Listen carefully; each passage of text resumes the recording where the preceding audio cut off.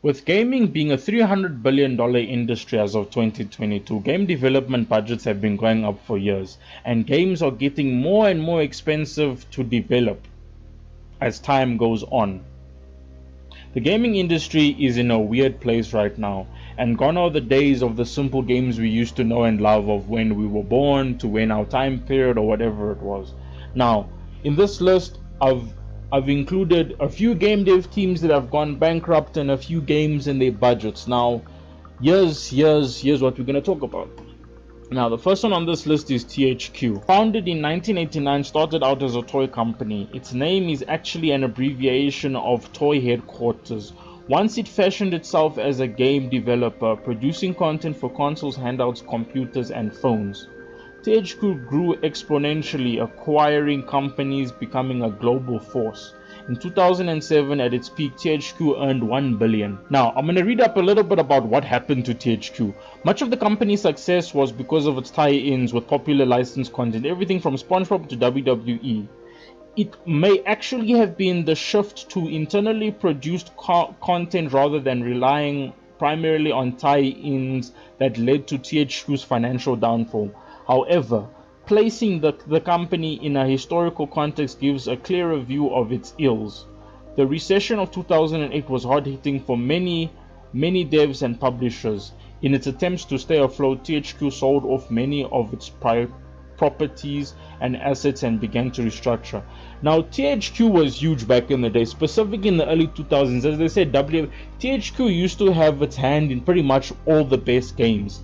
In all the best games that we used to know and love, and pretty much did just about everything that we know and love. Now, the second game dev team on the list is Fireforge. Now, the caveat is that Fireforge only made one game on record, and then a bunch of stuff happened to it. But let me read up quickly. Fireforge. With one game under their belt, the Companion 2016's Ghostbusters remake, Fireforge filed for bankruptcy only 3 days after the game's release.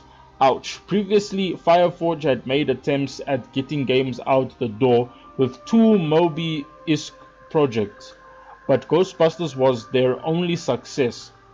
The twin stick shooter was apparently a rush job, finished in 8 months to coincide with the movie's release. That's crazy, man. You only had one game and you filed for bankruptcy 3 days later, man. Making games is not cheap. Now, probably like the biggest game dev team on this list and most memorable one is called Telltale Games. Now, it reads as follows. Telltale Games. Telltale Incorporated, trade name Telltale Games, was an American video developer based in San Rafael, California. The company was founded in July 2004 by former LucasArts developer Kevin Brunner, Dan Connors, and Troy Molander. Following LucasArts' decision to leave the adventure game genre, Telltale established itself on adventure games using a novel episodic release schedule over digital distributions, creating its own game engine, the Telltale tool, to support this. It closed in October 2018 after filing for bankruptcy protection.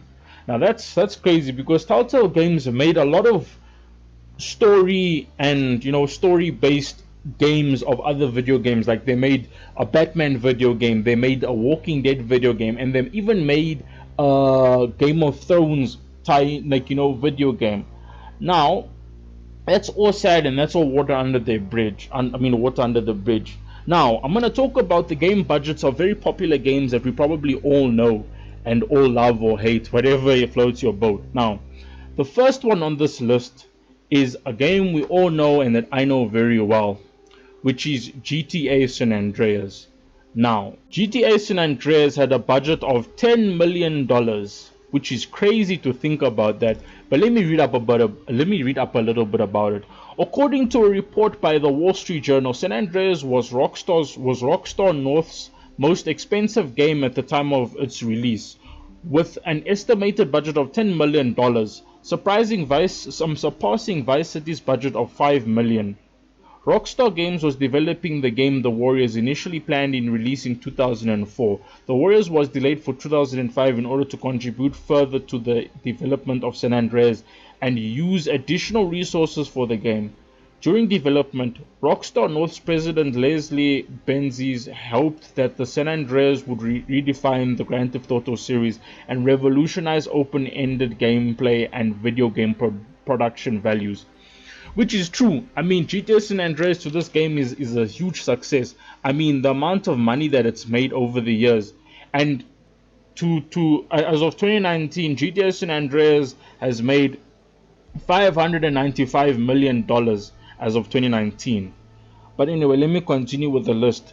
GTA 5, Grand Theft Auto 5. Surprise, surprise, here it is. The most expensive game ever made, yeah, on earth, ever. Rockstar's built its excellent reputation in the game world for nearly 30 years, and with 2013's Grand Theft Auto 5, it really upped the ante. In its first 3 days of shelves, Grand Theft Auto V made $1 billion.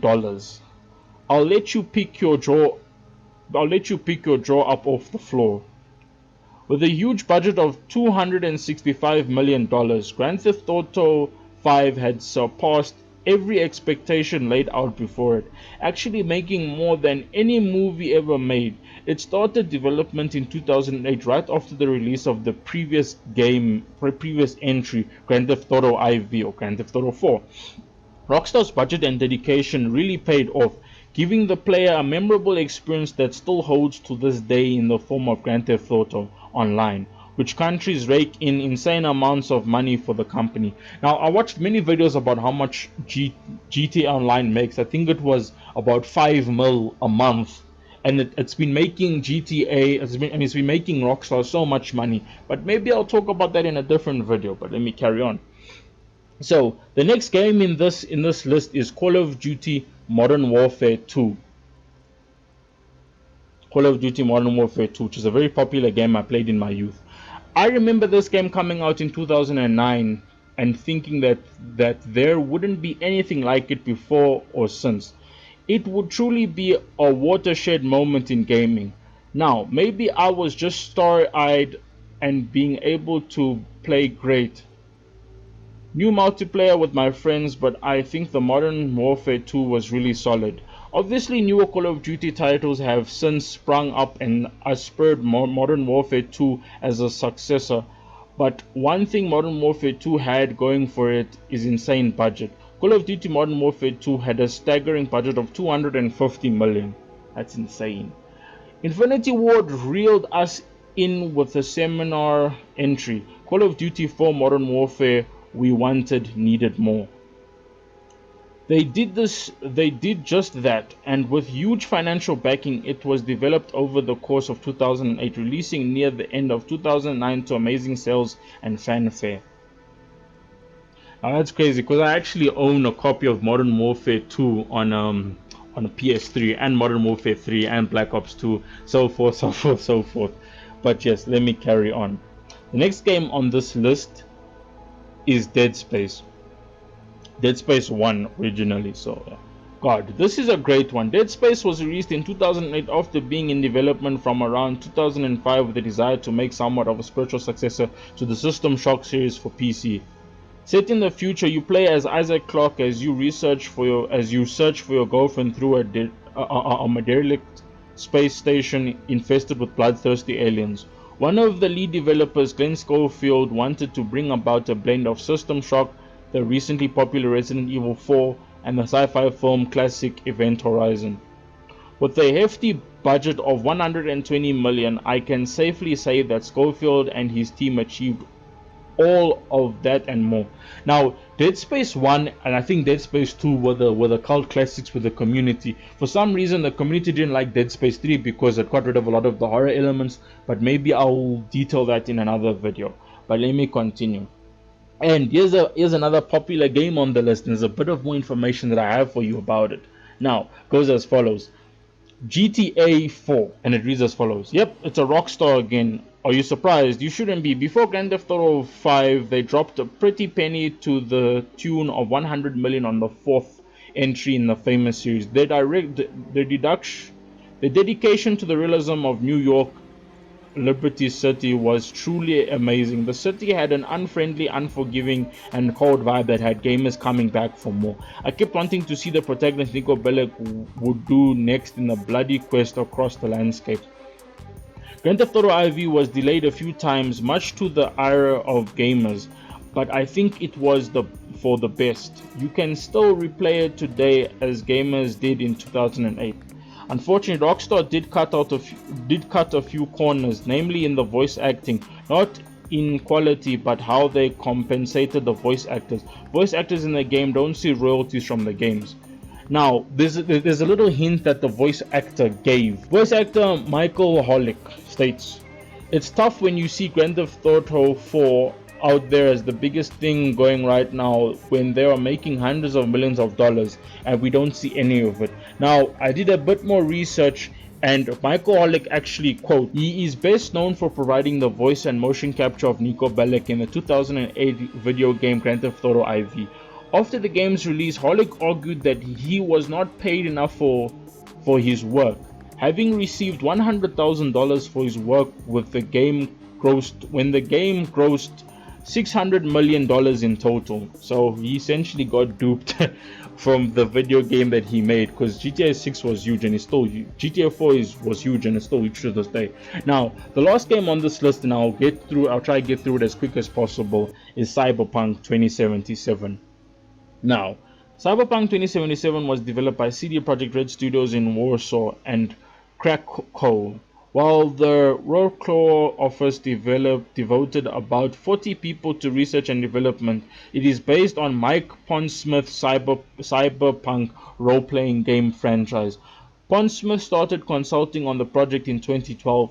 He also appears in it as a character. The game drew its influences from the 1982 film Blade Runner, manga and anime series Ghost in a Shell, and video game System Shock and Deus Ex. Pondsmith's follow-up to Cyberpunk version 3.0, Cyberpunk Red, also made an impact on the lore. The game costed an estimated 1.2 billion Polish whatever currency that is, in essentially costing $313 million USD to develop, making it one of the most expensive games ever made.